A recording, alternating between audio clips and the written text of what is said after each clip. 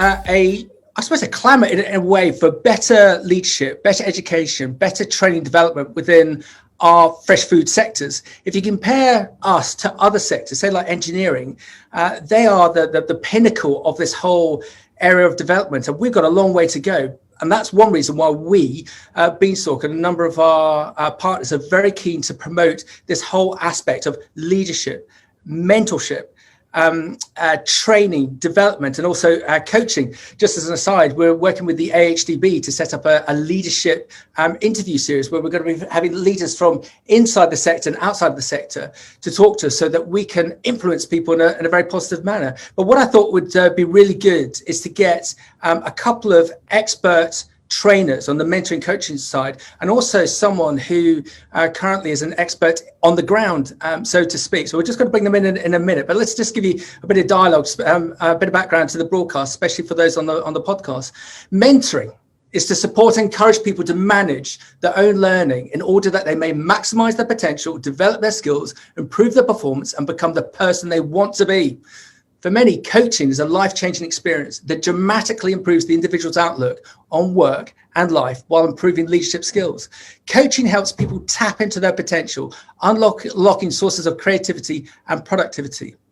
Is there a shortfall of both mentoring and coaching within the fresh food sectors in the UK and internationally? We believe so. We want to look to make a difference and encourage people to investigate both mentoring and coaching by listening to our real-world experts. So shall we invite them in? Ladies, could you all come in, please? Where I'm really excited about these individuals, as I said on my preamble, is that we've got these three individuals have got so much experience, and not only in the UK and also on an international basis, but let us find out who they are. Beverly, could you just introduce yourself and who you represent? Hi, Max. I'm Beverly Dixon. I'm the Group HR Director at G's. And we grow salad and vegetables for all the UK supermarkets, lots in Europe and many internationally. And I have 8,000 colleagues at any one time somewhere across the group. Wow. And Beverly, I always use a quote I think you gave me a number of years back. In your previous career, in your illustrious career, you were with BT, British Telecom. And I remember you saying that you attended a lecture with one of your colleagues where they stated that trying to communicate within a team of over 500 is so difficult. And especially so if it is split into different units, different business units in the UK, let alone on an international basis. And 8,000 colleagues, you've got spread in the likes of America, UK, Senegal, Spain. So is your job an easy job, Beverly? It's a great job. I feel very privileged to be able to do it, and it keeps me busy. Let's say that. Excellent. Thank you. Ashley, who are you and who do you represent? Thanks, Matt. So I'm the founder of More Happy, which is a coaching program. We make coaching affordable and accessible to all, and we work with clients ranging from small and mighty ones through to massive corporations. Examples that you would all be aware of, we've got HelloFresh, Minor Figures, the oat milk brand, Prime Minister. It's working with a lot of companies right now. Fantastic. And we must just say that through a bit of coincidence, with my background, Ashley is wearing a lovely summery dress that matches the Beanstalk colour. So we're going to make you, what's the word I'm looking for, Ashley? We're going to make you our influencer of choice. So that means I've got to pay you lots of money to be on our broadcast ongoing to wear that top. Thank you. No problem. Jacqui. Hi, Max. How are you? I'm very well. Thank you very much. Great to have you on one of our broadcasts again. Good. Thank you. So I represent Viridis Associates. So I set Viridis up in 2019, but before that had spent 25 years in fresh produce and fresh food across a number of roles, sort of starting in commercial and then latterly in leadership management and leadership roles. And I guess casually and informally have coached and mentored people over the years and have been mentored and coached over the years, but decided in 2019 to train as a coach and a mentor in order to support talent across all industries. It's not just produce and fresh food, and have had a number of clients across a number of sectors. So that's who I am. Thanks. And again, everyone, this is where it's such a fascinating conversation with Jacqui, who I know well, Beverly, who I know well, because they got real life industry experience in this whole subject. And it's going to be fascinating to hear from Ashley on on this business that she's created more happy. So what we're going to do is I'm just going to have a conversation with Beverly initially, and then we're going to find out more about Ashley in the respect of the coaching that she does, and then Jacqui, and then we're going to go into a quick fast-paced Q&A. So if you've got any questions that you'd like to present to any of us, feel free to load up the chat bar now, or if you've got my number, WhatsApp me, and we'll come to those at the end. So Jacqui, Ashley, if you could just turn off your videos. Beverly, you swerved my question in respect of is it a hard job that you've got? It's always said in business that the best thing about running a business is employing people, and the worst thing about running a business is employing people. How do you within the likes of G's, and if it's okay to mention numbers, you're somewhere around £500 million turnover on an international basis. How do you actually, on a nuts and bolts basis, coach, mentor everyone from a CEO to your fantastic people in the fields picking? How do you and your team do it? So it is a big challenge, Max, and I think certainly now where we've got different generations working with us, different different age groups actually require a different level of support. So if we're looking at some of the people in their early careers, which is a big part of the role, because obviously we need to attract young people, those in their early careers, develop them throughout their career so that we've got people ready for succession. And we know the challenge with the Gen Zs is that by all accounts, they're going to have 17 jobs in their lifetime. Yeah. So we know we're not going to be able to keep them for the whole lifetime, but if we can keep them for more than one of those roles by moving them and coaching them and supporting them throughout their early career, then of course it'll be better for us in the long run, because obviously we'll connect for longer. But how do we go about doing it? Well, Jacqui kind of mentioned it. There's a lot of informal mentoring going on, as well as formal mentoring and coaching. So within our leadership development programs, we train all of our management, whether at first line management and above, on coaching and how to coach for success. So it doesn't kind of turn all those people into coaching professionals, but what it does do is give them the skills so that they can, on an informal basis, help their teams. And we do that through their annual or more regular feedback sessions. And then we've got the formal mentoring. So I'll go back to the people in their early careers. Those talented people that we've recruited and that we identify as future talent all have a formal mentor program, which will last for 6 or 7 sessions, unless the mentee and the mentor would like to keep it going for longer. The responsibility is on the mentee to set the sessions up and decide how and where the sessions take place. But we've got many of my colleagues with lots of experience are all prepared to invest in those people and support them and give their time to do it. I love your expression, coaching for success. I was debating as to whether I brought this into the conversation, but we're aware of a particular company. I obviously won't be as indiscreet to name them, of a chap in his late 40s who feels that the best way to lead his team is to go down and shout at everyone, rule by fear. And he does that because that was the way that he was taught when he first went into business. But what he's not aware of is the negativity that it's creating, in that it's forcing people out of the business because they don't want to be associated with him. That's obviously completely wrong. On coaching, is there a fine line in the respect of having an arm around people, but also being positive with them, being firm with them, to make sure that they are going in the right direction, that they are developing? Because again, that must be a very difficult aspect to teach.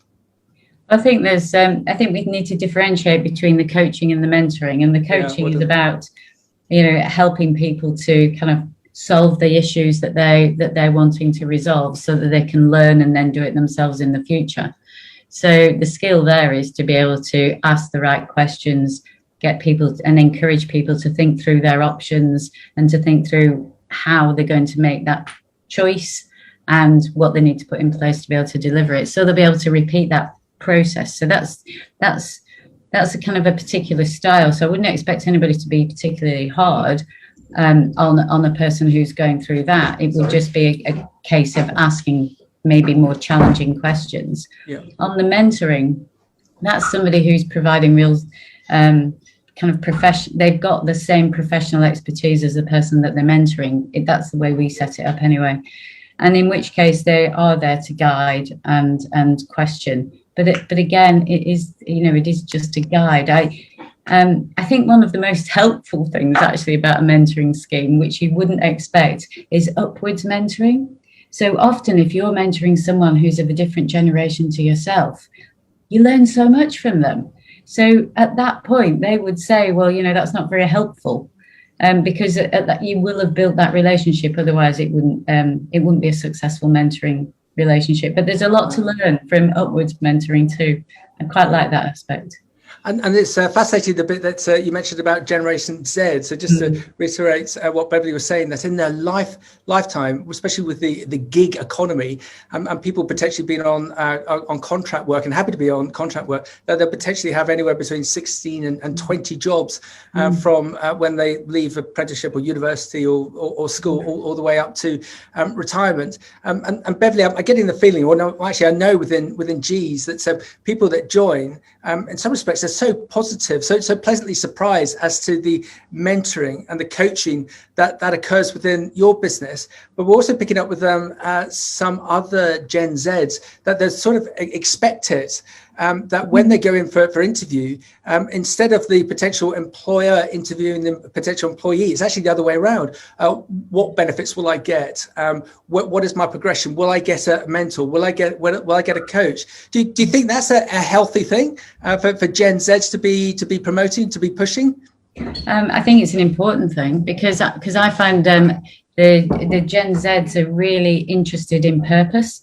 And I think it's kind of our job, the more experienced people, to help them align their job role and what it is that they're coming to do with their personal purpose and what the business is all about. So it's, helping them do that translation and really understand how it connects with purpose. Because as we know, if you can get that right within any kind of mentoring scheme, and that you're really helping the person buy into the purpose and really get it aligned, then you'll get that extra mile out of them, and because they'll want to be there, and they won't ever do a day's work in their life, will they? Because they'll want to be there. Exactly, and hope for one. I know this. That's why people like to work for G's, because of that sort of structure and that atmosphere that you've created. Here's the question before we just move on to Ashley. In this last year, there's been a huge number of new fresh food startups in the UK, has been shown by the National Office of Statistics. And some of these businesses, they'll become on to, as Ashley mentioned, the next Hello Fresh or the next Gusto or the next Mindful Chef or the next Riverfood. If you met a new startup and they asked you about, well, we're going to employ people, Beverly, what would be your advice as to how we can coach them, how we can mentor them? Because there's this graph that does the circuit on a regular basis from Cranfield University, and it basically shows that the more training development that you put into your team and coaching and mentoring, you get higher turnover, and you get higher profitability, and you get higher staff retention. So if a new business came to you and said, how do we create this magic dust in the respect of coaching and mentoring for our team, what would your advice be? So as a startup, I'm thinking kind of low infrastructure, got lots of other things on their mind, people obviously being one of the most important things they've got to get right. I'd encourage them to set up an informal mentoring scheme, so it's not too onerous. But there's lots of collateral, and I'm sure we'll go on to talk about this, and lots of external support that you can get in terms of learning how to set up a mentoring scheme. But that just informality, I think, would just kind of create that buddy system that would kind of get people through the first few years. But I know when you started this conversation, Max, you were talking about, is there a shortage of mentors around or coaches? And I don't think there is. I think because there's lots of business coaches, which is quite generic. Mentoring, you would want somebody potentially out that's got experience in the sector. But I think what would be great, I mean, it's certainly in the UK, that's a potential role for TIA, the Institute of Agriculture and Horticulture, to coordinate possible mentors.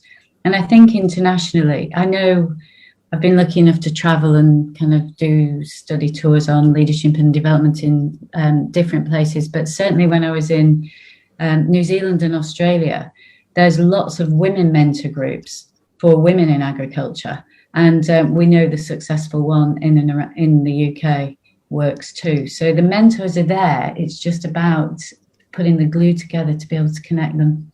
Yeah, and just as an aside, but it is very important, when we do any conversations about mentoring or coaching, the pickup by ladies is significant on the subject matter. The pickup by men is very poor.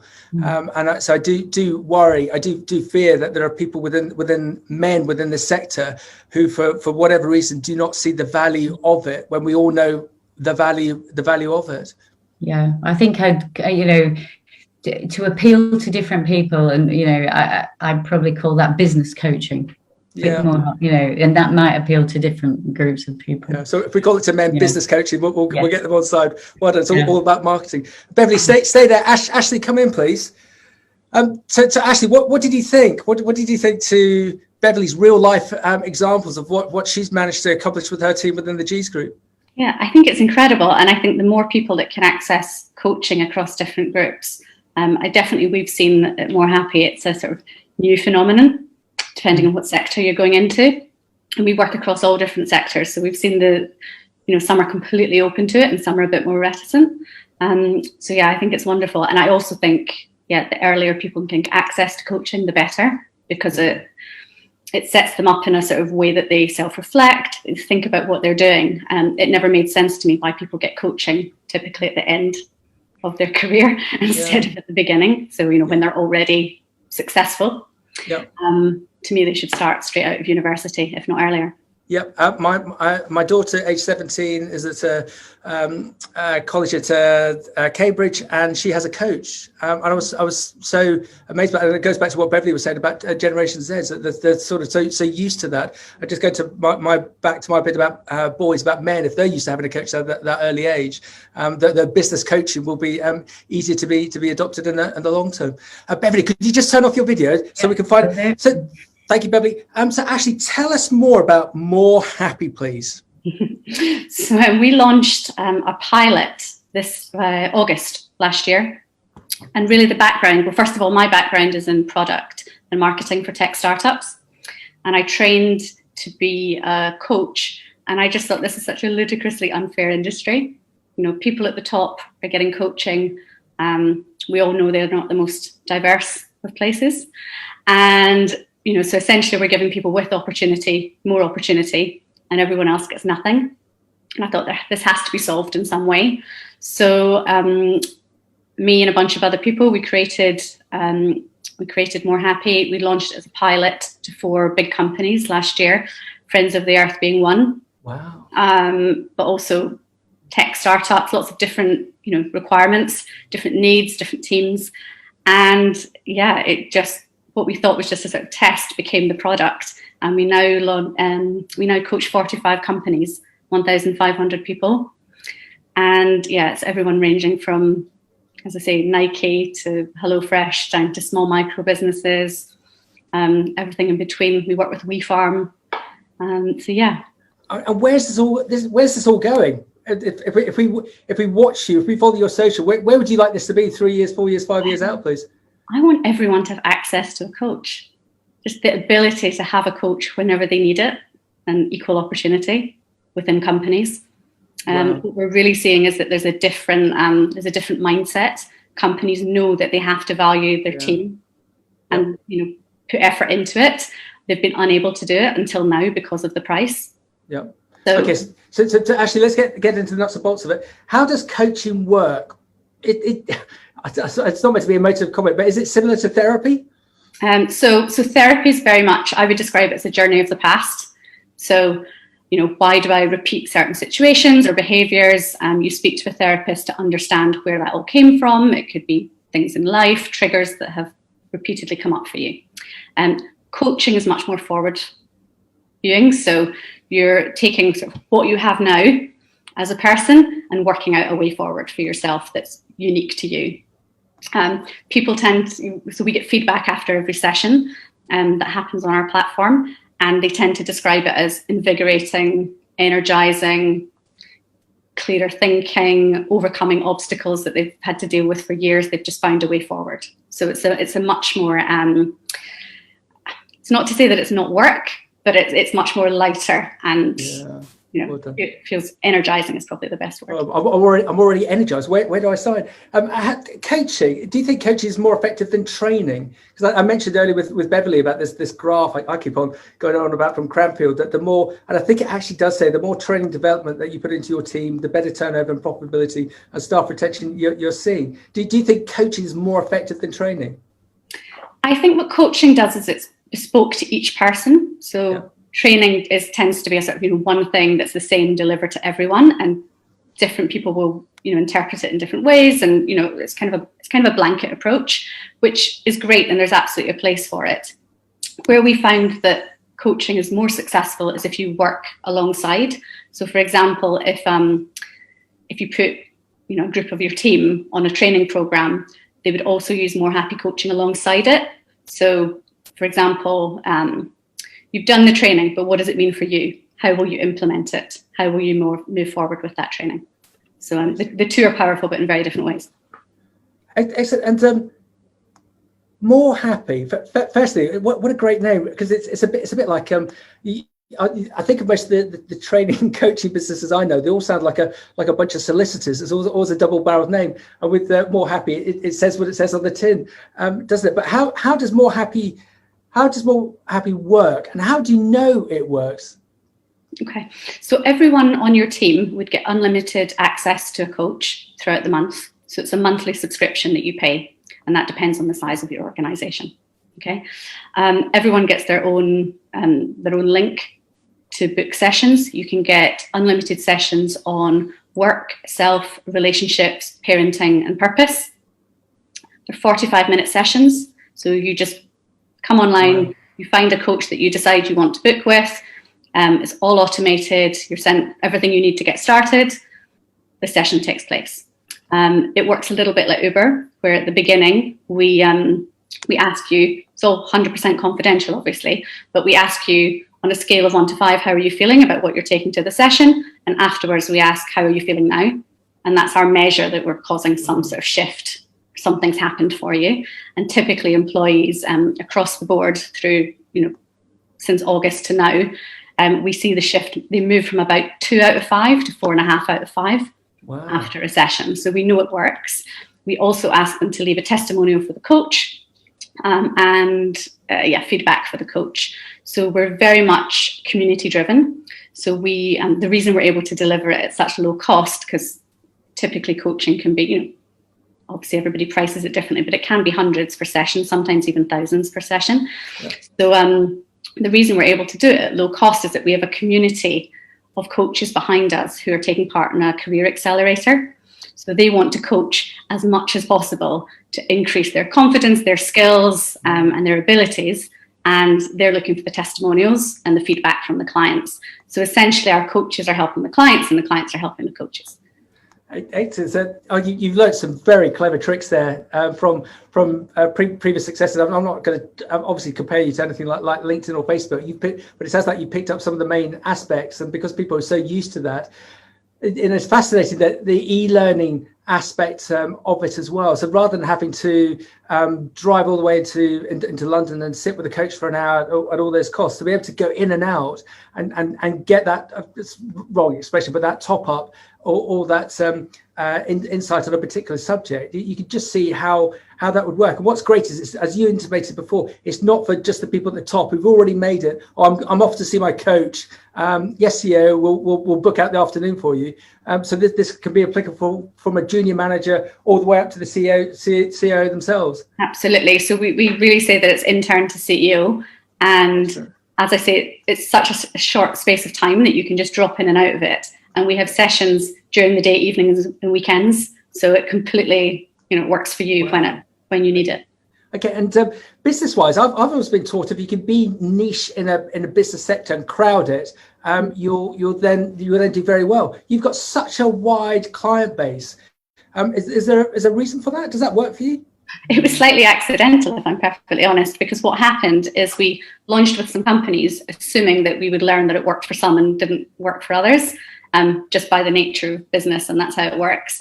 And however, it all just took off that actually any clients that we got then referred us to their people, and then more and more people came on. So we haven't even done marketing yet. We're word of mouth. So well, it's been accidental. It's also been a happy accident, because what we've realized that it just literally does work across any industry, and it's doing its thing. So. Okay, so got it. Now give us some examples of when a business might look to deploy More Happy or a coach. I gave this example to Beverly about some men perhaps not being too good on the take-up. Give us some examples where someone might want to speak to a coach, please. Okay, so there's so many examples, but I'll give you the key ones that tend to come up repeatedly. So Brené Brown, who's like the guru in self-development, she calls them FFTs. So the first word's a swear word, so I won't say it, but it's essentially around first times. Yeah. Okay.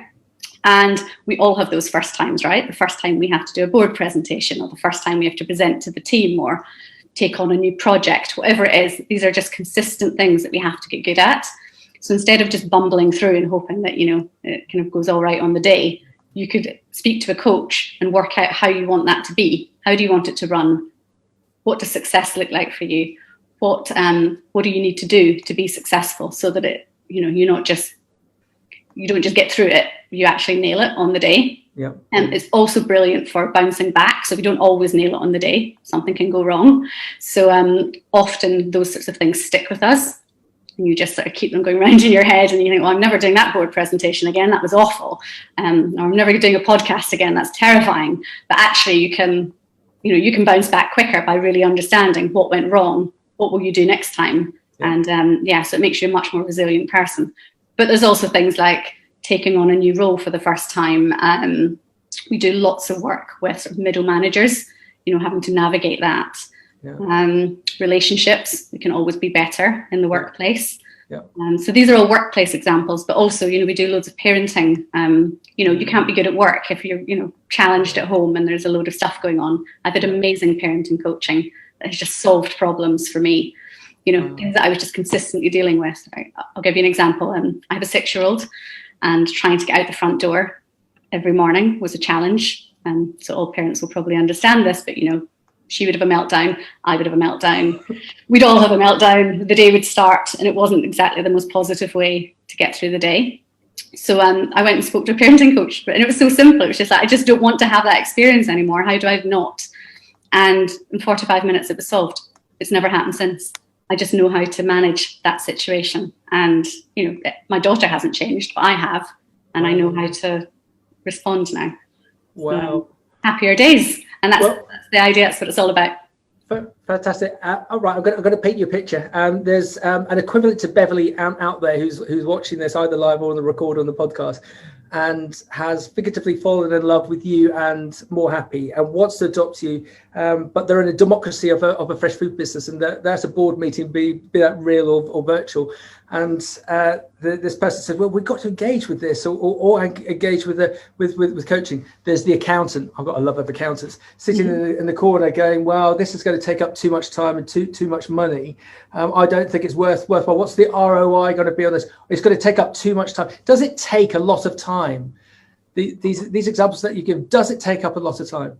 It doesn't take up a lot of time at all. So as I say, it takes no effort on the part of the company to get it set up.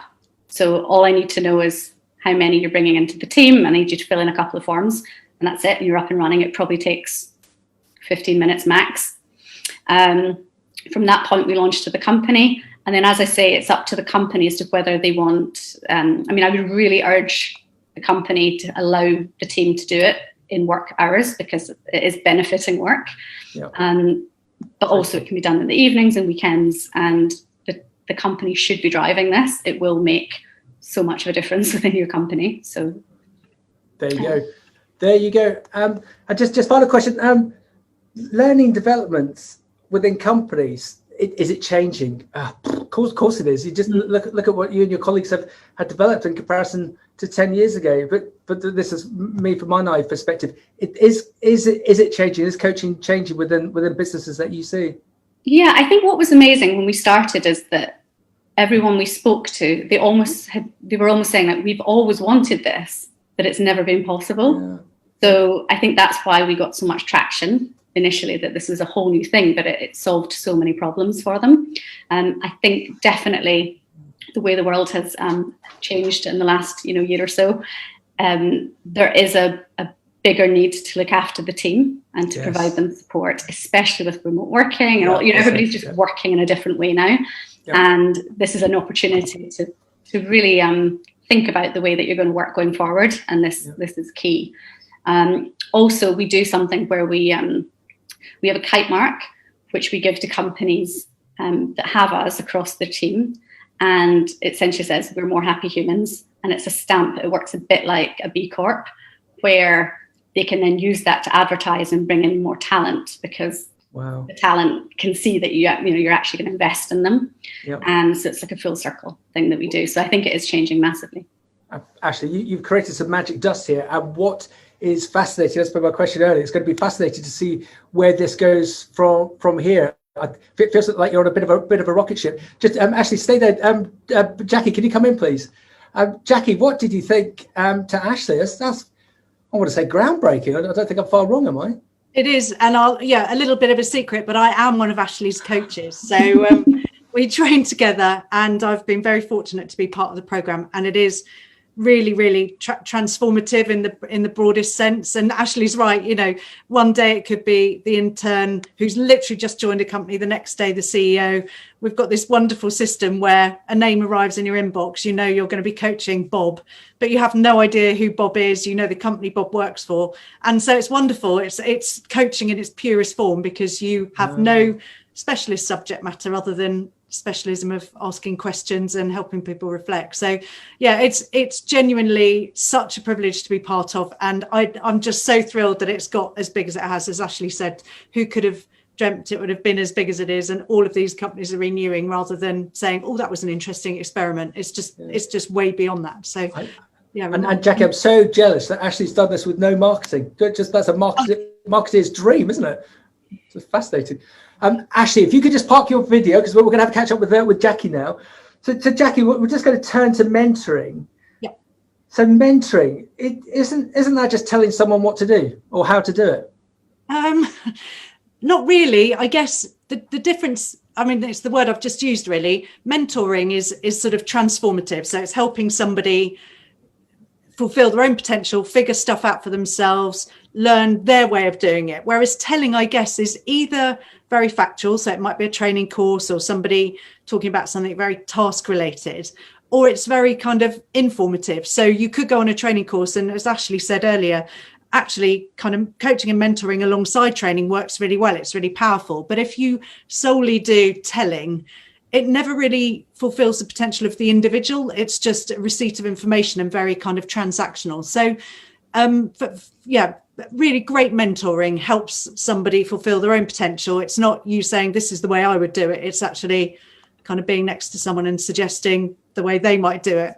Yeah. So do you think, I think there's some people within the sector get a bit confused between training and mentoring. Just bizarrely, where I'm standing below me, there's a training business that does a lot of training in building and construction. And it's fascinating speaking to those trainers, and they are trainers. They're training on health and safety. Do this, don't do that, don't do this. But with mentoring, do you think that it can replace a training? Is it more insightful than a training course? It just seems better. Help me. I think mentoring is, as coaching, as Beverly said earlier, mentoring is really broad. So you can have very, very specialist mentors that will support somebody with a very specialist business qualification. But most of my clients I'm mentoring are on skills that are broader. Yes, they tend to be industry or sister industry related, but it's predominantly around leadership, people who've just been promoted into an executive role. It could be around people management. It could be around strategic planning, sustainability, much broader kind of topics. And I suppose the difference really is it tends to be those more kind of holistic, strategic, emotional intelligence type subjects within mentoring, rather than training being a little more factual, book-based, e-learning based. But the two can sit together. And I think Ashley said it really succinctly, you know, do the training course. Okay, now what does that mean for me? And that's really powerful. So some of the big training courses you go on often come with a sort of built-in mentor or coach. And I think that's the most sustainable way to do it. Well done. And over the weekend, just coincidentally, I was I sort of call it the red mini conversation. You start talking about red minis, you see them everywhere. I was thinking about this broadcast about coaching and mentoring, picked up a paper, and there was a topic in there about reverse mentoring. What can you explain that, please? Yeah. Well, actually, Beverly mentioned it earlier with her upwards mentoring. It's pretty much the same philosophy. It started life as the older generation asking the younger generation about technology because they didn't understand the internet, but it's broadened so much more now. And so actually, by having this sort of reverse mentoring and calling it out, it does two things. It says to the younger generation, I value your opinion. And this piece that Beverly mentioned about the sort of flightiness of these younger generations is such that you want to hold on to them as long as you can and sort of get as much from them as you give to them. So it says, I recognize you and your value, your opinion is very valuable. But it also helps educate your current leadership and give them a broader kind of sort of sphere of and perspective. And I think what's really powerful is you start to see it now having an impact in values, in diversity and inclusion policies, sustainability. You know, it's really holding the kind of big chiefs to account. And fundamentally, I mean, we've sort of talked around it a lot, but when you start to think about the lineup in a number of boardrooms at the moment, actually it helps everybody kind of up their game in terms of diversity and inclusion. So I think it's a really lovely coincidence that came about from just we don't understand the internet to actually really shaping culture and values. Yeah. Well done. And a bit of a swerve. Mental health. Everyone has been under so much pressure over the last year, and you could just feel last night when I was cleaning my car and listening to the radio about the extension within the UK of our lockdown. You could just hear the presenters like, oh no, this mental health element issue is here, is surrounding all of us to some degree. Can mentorship help mental health? For sure. I think reckon 1 in 4 people have some sort of mental health problem, but it's, as we all know, so broad.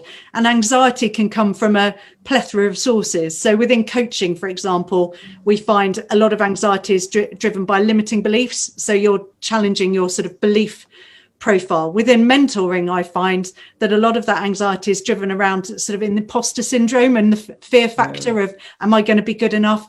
Am I going to fill the shoes that have just been vacated? What about the politics of the boardroom? So I think that's where sort of anxiety plays a role in the boardroom and in the workplace and within peers and cohort groups. So I think if you look at mental health as anxiety, generally speaking, then there's definitely a part for coaching and definitely a part for mentoring. But as Ashley said, you know, it isn't any means a replacement for therapy, counselling, PTSD. A friend of mine is a CBT practitioner, and he sort of said, actually, by the time people are sort of coming to the end of their journey with something like CBT, they need something like mentoring and coaching that holds them in a sort of kind of safe environment, but gives them that sort of power back to influence the next stage of their outcomes. So it's kind of helping put them back into a sort of whole, sort of wholesome state so that they can then do the next bit. So it can work hand in glove, but it is certainly not a replacement for therapy. Thank you. And group mentoring, I go back to my old training days when I was a wee bairn, and there'd be 10, 15, 20 of us on a training course, say on sales. Can you do mentoring on a group basis if a client wished to? Yeah, I mean, it's a very different technique. So often, although a group will come together and they might be a team or they might be a group of peers from different functions, the mentoring it's normally a very effective way to get to to the nub of some big sort of values shortcomings or a big cultural change. Maybe there's just been a merger or some sort of change of ownership. And so it can be really powerful. I think the important thing to recognize, though, within that is that the mentoring and the sort of next steps are personal and are individual. So at no point are three people saying, I'm doing this, they need to do that, so let's do it together. It has to be a personal journey, going back to that kind of training and mentoring quandary, that actually for it to be really transformative, it has to be individual and personal and a kind of journey of self-exploration. But the amazing, powerful thing about it is if you put a group of peers together or a team that perhaps aren't as high performing as you'd like, the upside is they share stories, they share backgrounds, they really get to know each other. You know, it's not about everyone learning how to tie a shoelace. It's actually about finding out about each other. And that's what mentoring, really great mentoring, is all about. It's about being wholly invested in that person. So it's not just, here's a task I want you to go away and do. It's, tell me about you. How did you get here? How do you think? What's your background? You know, completely immersive in that person and invested in that person. Yeah. Well done. My kids occasionally force me to watch The Apprentice, and at the end, when Joe Bloggs, Brian Adams, whoever wins it, I love the way that Lord Sugar always puts his arm around the winning apprenticeship contestants and says, "I'm going to be your mentor. I'm going to give you £250,000. I'm going to be your mentor." Do you think mentors should be larger than life characters to really create effect? Oh, that's a really, really good question. I mean, I think that's probably, you know, the very exaggerated version of mentor, and I can understand that for some people that's what a mentor is. And actually, if you think about Lord Sugar, he does a very good job in getting to know the individuals a little bit. You know, it isn't all about the task in hand, although I appreciate the series is about a number of tasks. But for me, I think the question is that emotional immersion, that emotional intelligence and interconnection. You know, I am invested in you. I am all in. And this is so important to millennials and the younger generations as well. They really want to feel valued and they're very purposeful, as Beverly said earlier. So it's kind of egos at the door, guys. So I suppose if you've got a Lord Sugar kind of person, there's a risk that the ego doesn't sort of get left at the door, and it is egos at the doors, because it's you're not serving your mentee well if it's all about you. That's not what mentoring is. And just finally, before we bring Beverly and Ashley back in, do you think that businesses, whether it be a new startup or a well-established business or younger business thriving through, do you think they should have coaching deployed into their business to the point that it is as important as the internet connection, as important as the water supply, that coaching is that important? Do you think coaching is that important for businesses? Absolutely. I mean, the generational thing is massive. So, you know, millennials and Gen Zs, as we've already talked about a number of times, you know, this is expected. It's not even just a nice to have. And as Ashley said, it should start, you know, at the entry level. It shouldn't be waiting for executive level. I mean, if I think about the sort of mentoring and coaching I've had through my career in fresh produce, it didn't start till I was at a very senior management level. And even then, some of it wasn't particularly effective. So I think it's an absolute prerequisite. What's clear is, and this year's kind of really brought it home, the values and culture of a business are what's going to retain and keep good talent. And, you know, money doesn't make the world go round, people do. Money's an enabler, but people make the world go round. So that sort of cultural and value piece for me, you know, you can't afford not to do it, but there are ways of doing it that don't need to cost the earth, and it doesn't have to be a high profile Lord Sugar type person. Ultimately, as we've heard already, coaching and mentoring, it's about self-exploration, self-development, self-discovery. The person sat opposite you at the table does not need to be a high-flying ex-chairman of HSBC. They need to be somebody with empathy and the ability to ask good questions. So on that basis, Jacqui, could people bring you into their business to assist with their coaching? Yeah.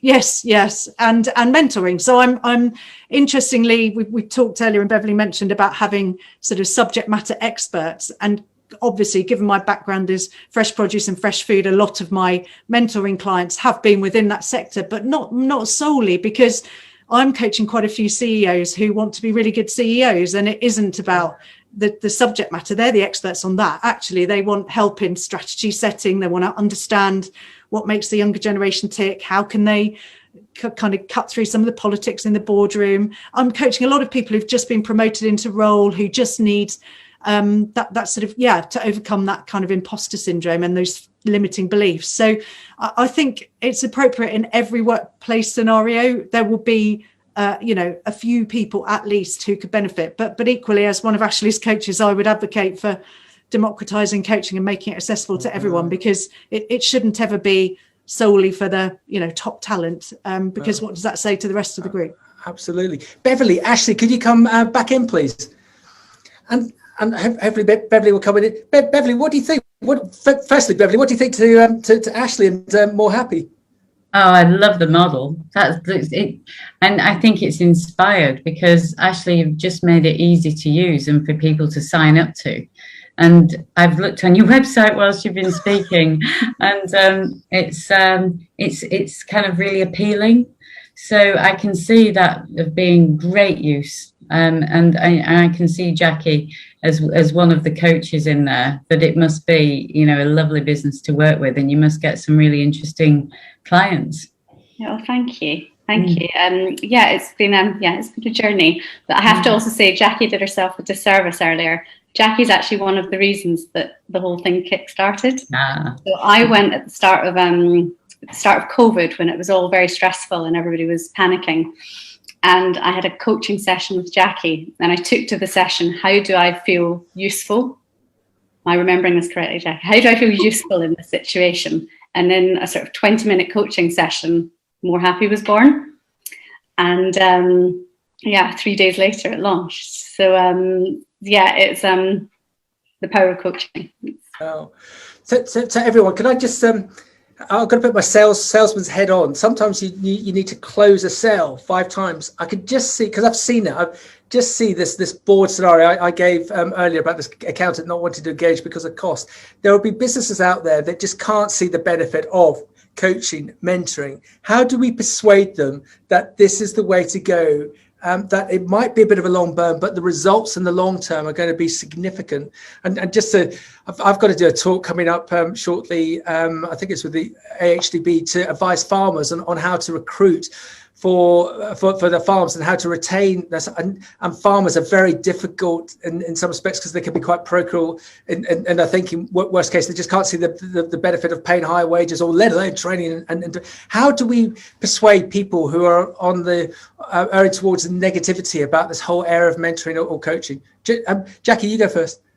Well, I guess the way to look at it is we're going to have kind of 5 generations in the workplace imminently. And by 2025, I think over 2/3 of the workplace are going to be millennials. So this isn't kind of just, can't we afford it? This is going to be about attracting the best talent for your business, however long you can hold on to them. It's a bit like having kids, isn't it? You've got them for so long and then they go. But I think what's really important is that if you look at all of those very, very different generations and the things that motivate them differently, in order to retain the best talent across all of them, the things that unite them are recognition, and they want recognition for good work done. They want development, career development. They want to know that you're a good business and you're doing things the right way. Ideally, they want some sort of view around flexible working, and maybe the pandemic will give them that. And then they hugely value L&D. They want to be invested in. They want you to recognise their worth. And so it isn't nice to have. And I guess there are loads of metrics, and Beverly can probably give me a better example of them, but there are loads of metrics within business around workforce engagement. And this one for me is probably the single biggest engagement measure. Jacqui, thank you. Beverly, you can't tell us that it's been an easy ride within the likes of your business to persuade people on the coaching, the mentoring side. What have you had to do? What have you done when you've hit resistance? So you don't get resistance from everyone. So I think there's a real positive move towards wanting coaching and mentoring. And I think, so I think kind of the seas changed. And as I say, if it's business coaching, that appeals to some people. If it's mentoring, it appeals to others. So I do think there's been great success stories, and that's really helpful. So I think if you can get someone to talk about what they've achieved through either mentoring or coaching, that kind of does the job for you. But generally speaking, I think most people are actually wanting the support from a developmental point of view. Yeah, fascinating. It's a bad analogy, but also a good analogy that you look at health and safety, how there was no huge amounts of health and safety criteria set up when I came out of the likes of Harper Adams, but now it is the norm, and we're so full aware of it. It feels the same now with mentoring and coaching, that it is the norm to have it, to bring it in. So perhaps my question about people being negative about it, they're going to be in the minority, not the majority, especially with Gen Zs, as they're coming through with examples that they've been given. Ashley, any views on that, please? How can we encourage people to adopt this? I mean, I would just say try it. Like, you can, the barrier is so low now to getting started. So bring it in, and we send reports. Well, they'll now be weekly, that you'll get a report with feedback and testimonials that are left by the team, and they just speak for themselves. So we get constant feedback. This is amazing. This is, thank you to my company for providing this. This has got me over major challenges. I now feel happier at work. So almost it can't be argued that it's doing a good job. And then the other thing is, just to say, one of our companies is Packed Coffee. They asked their team, like, what were the things that they valued most about working there? And aside from things like, shares and pension, which is just, standard, yeah. More happy coaching came next. So the fact that they're, they feel invested in and cared for by the company, that you can't put a price on that. And, the barriers are now no longer there. Wow. Everyone, I'm just a bit conscious of time, because we've had you for so long, but I think it's been so insightful. What would be great from each of you is just to get your view, your statement as to why you think mentoring and coaching is so important for individuals and businesses. Jacqui, you got to lead, please. I'll go back to the words I used earlier. The difference being transformation and transformative work, be that coaching or mentoring or business coaching, whatever guise it is. The point is, you want to take the kind of core of someone, respect that, be completely emotionally engaged and interested in their journey thus far, and help them on to the next bit, that they can become more resilient themselves and do a lot of that learning and progression themselves with your kind of guiding arm around them. So I guess I would urge everyone, maybe if they've got 5 minutes after hearing this, just to reflect on some really key people in their careers or their lives who've coached or mentored them, and what that made them feel, rather than what they learned, what were the factual things, but actually how did I feel by that person being completely invested and immersed in my objectives and what I wanted from life and my story so far. And I guess just playing out a little bit of that into the workplace you're in now is going to have, a ripple effect. And that's the beauty of it all. As Ashley's described, the ripple is immense. Wow. Ashley. I think I have to repeat the words transformational. Just at a human level, it's transformational, but also from a business level. So the two together are just so powerful that, it can't be argued. That's my word, transformational. Fantastic. Beverly, go and wrap it up for us. Oh, I'd say our colleagues are the most valuable asset that a business has, and talented people that are aligned with the purpose of your business are so scarce. So investing in them to be the best they can be, and to retain those people and help them perform at their highest level is to me the reason why coaching, mentoring and learning and development is really important. Beverly, fantastic. What a masterclass all round. So what's the takeaways from this? If you're looking for coaching within the fresh food sectors of the UK internationally, go to Jacqui. If you want to find a unique coaching mentoring system, you've got to go to Ashley and I'm More Happy. And if you want to work for one of the best produce companies in the UK and internationally, go talk to Beverly. Everyone, thank you very much. Hugely insightful. Love to do it again. I think this is we're on a bit of a journey on this one. So we might call on you in 6 months' time to bring this out and see how everyone is progressing. You're a star. Thank you, everyone. Thanks, Max. Bye, everyone. Thank you. Bye.